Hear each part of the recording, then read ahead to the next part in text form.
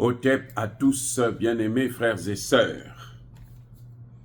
Le système de déstabilisation de l'Afrique et du monde par les puissances occidentales, notamment otaniennes, américaines, françaises et européennes, a toujours été le même. Et j'aimerais bien vous rappeler cette méthode pour que vous puissiez comprendre, pour que peut-être que certains pays, notamment africains, et certains pays arabes vont commencer à se poser des questions, à faire leur autocritique. Parce que quand vous ne faites pas votre propre autocritique, quand vous n'essayez pas de voir, mais où est-ce que ça n'a pas marché pour que je puisse me retrouver là dans telle situation, c'est que vous avez un problème. La méthode est la même. Diviser pour mieux régner. Je veux vous donner les chiffres cette fois-ci. Comment les États-Unis ont utilisé d'autres pays arabes pour détruire les pays arabes. Les amis, c'est horrible, c'est frustrant. Tempête du désert, opération tempête du désert. Quand les Américains décident de descendre, d'envahir l'Irak pour la première fois. À l'époque, c'était avec Bill Clinton. Où François Mitterrand, la veille, va déclarer pour annoncer aux Français, demain, les armes vont parler.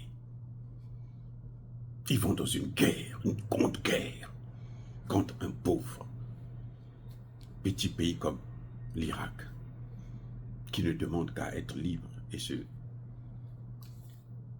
Opération tempête du désert. L'Égypte là, hein? L'Égypte. C'est un pays arabe, hein? Je veux parler que des pays arabes. L'Égypte a donné à l'Amérique 20 000 soldats. La Syrie, que vous voyez, la Syrie, les Syriens là, ils ont donné 14 000 soldats. Le Maroc africain, Maroc, il a donné 13 000 soldats. Le Koweït, 9 000 soldats. Oman, 6 300 soldats. Les Émirats arabes unis, 4 300 soldats. Le Qatar, 2 600 soldats. Vous voyez, à eux là seulement, là, ça fait plus de 50 000 soldats dans l'opération tempête du désert. Donc, les Arabes étaient au premier rang.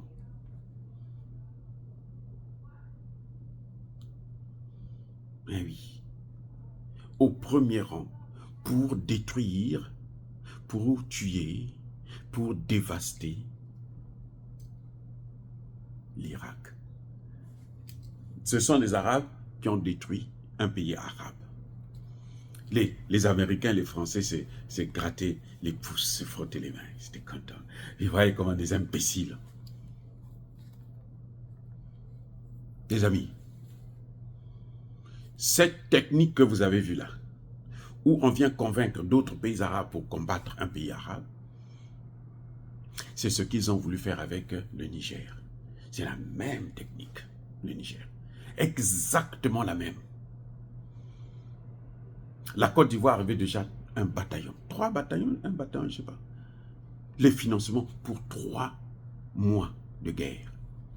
La Côte d'Ivoire avait eu 3 mois de guerre. Alassane Ouattara n'arrive pas à payer les bourses des étudiants. Il n'arrive pas à payer les salaires. Il a des difficultés. Mais il a pris l'argent quand même pour la guerre des Français et des Américains. Il a mis déjà un bataillon en œuvre. Il dit, eux, ils peuvent aller mourir, c'est pas grave. Parce qu'en face, là, il y aurait aussi des balles. Quelle est la différence avec ce que je venais de vous dire, les chiffres? Le Niger était prêt à donner des soldats. Le Sénégal était prêt à donner des soldats. Tous les pays de la CEDEAO devaient donner des soldats.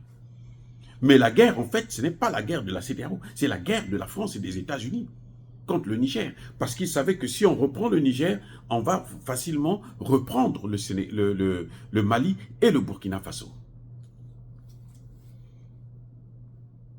Après, d'en tirer les leçons, les amis. Regardez vous-même. Opération Tempête du désert. Mais ce n'est pas tout. Allons-y plus loin. On va voir encore un autre exemple. Comme ça, vous allez comprendre bien les choses. Quand vous voyez l'Algérie en train de chercher des problèmes en Mali, là, c'est pour qui? C'est pas pour l'Algérie, c'est pour les Occidentaux. La guerre en Libye. La guerre de l'OTAN en Libye. On dit l'OTAN a détruit la Libye, l'OTAN ceci, l'OTAN. Ah oui, ok. Mais quelle a été la participation des pays arabes? Et pays africains, puisqu'il y a des pays arabes. L'Égypte, c'est un pays africain.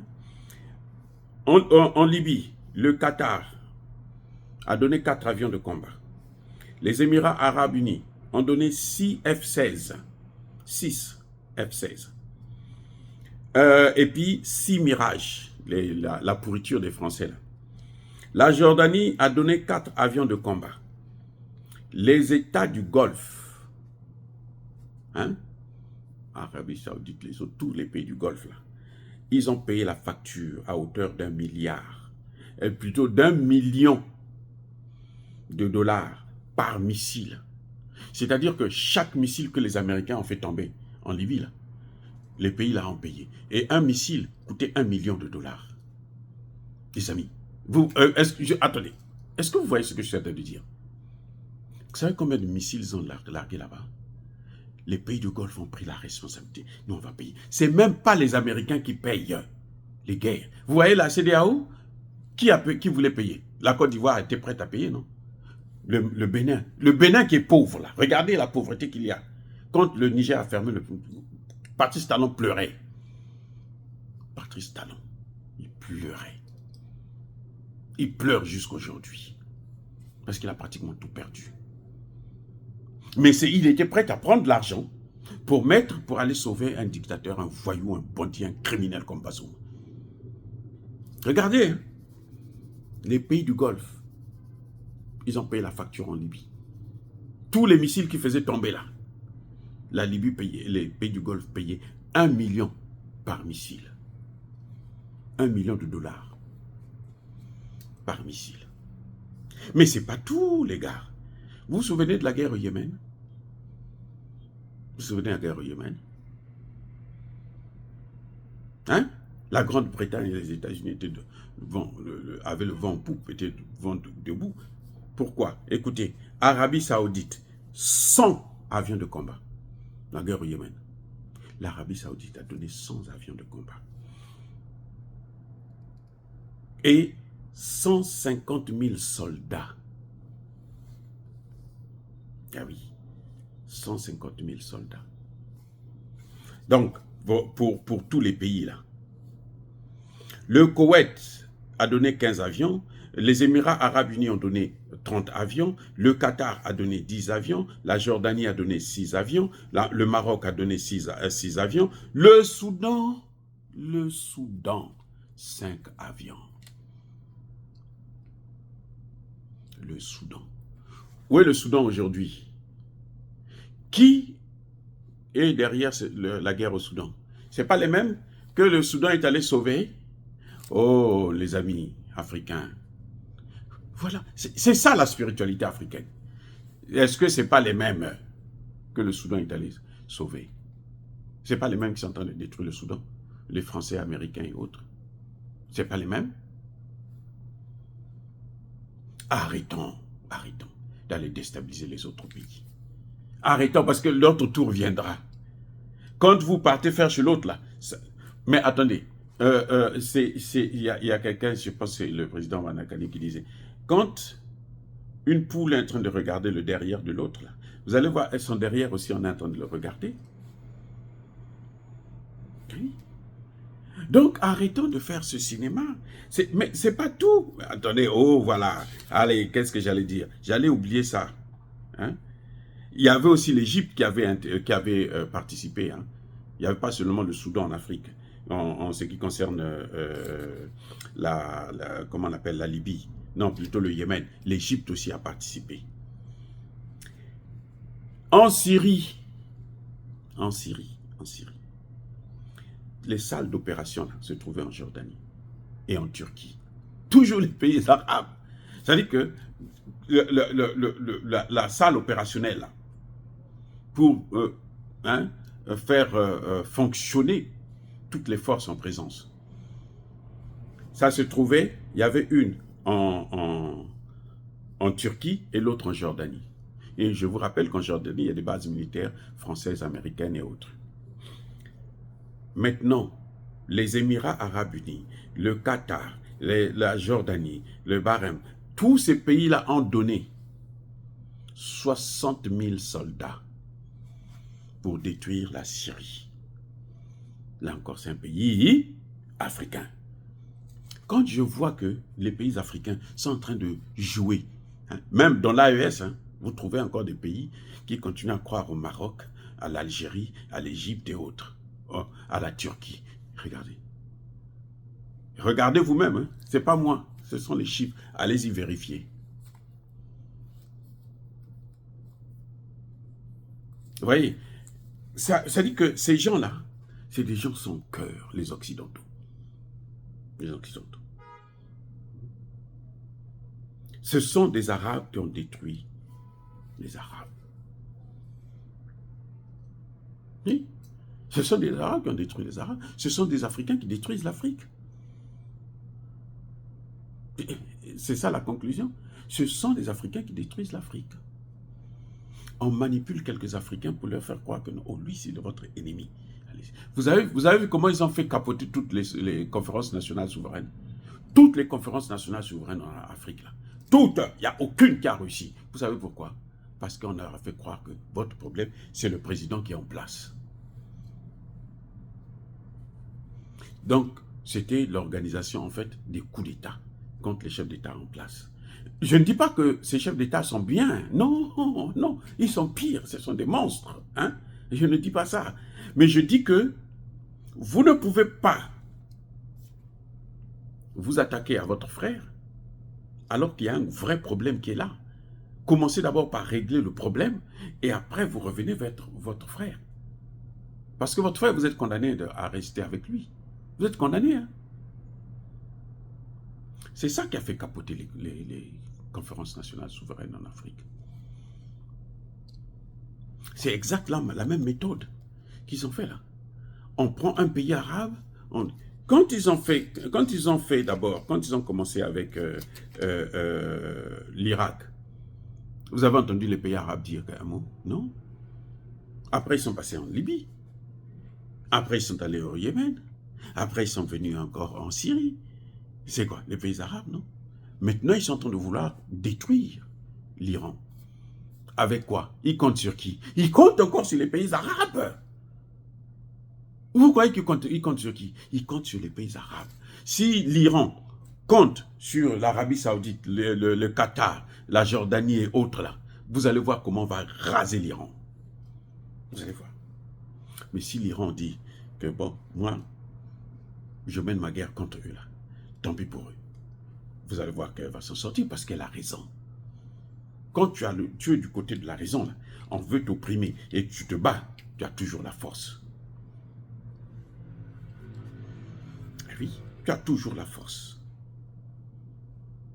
Ils sont allés en Irak, ils disent non, on va libérer les Irakiens. Vous avez vu, les Irakiens sont libérés? Dites-moi. Ils sont allés en Libye, ils ont dit on va protéger les populations civiles. On va apporter la démocratie. Il y a la démocratie. Les populations civiles sont protégées. Au contraire, ils ont divisé le pays. Il y a 2 gouvernements en Libye. Ils sont allés au Yémen pour légitimer la légitimation d'un pouvoir. Vous savez que le Yémen n'est toujours pas stable. Et ils sont allés en Syrie, c'était pour la démocratie. Alors que chez eux-mêmes, il n'y a pas de démocratie. Emmanuel Macron a refusé de nommer un premier ministre dans le groupe qui a gagné les élections. Et le Premier ministre est là. Même la motion de censure ne passe pas à cause du complotisme. Les gens s'arrangent par des magouilles pour faire en sorte que ça ne puisse pas aboutir.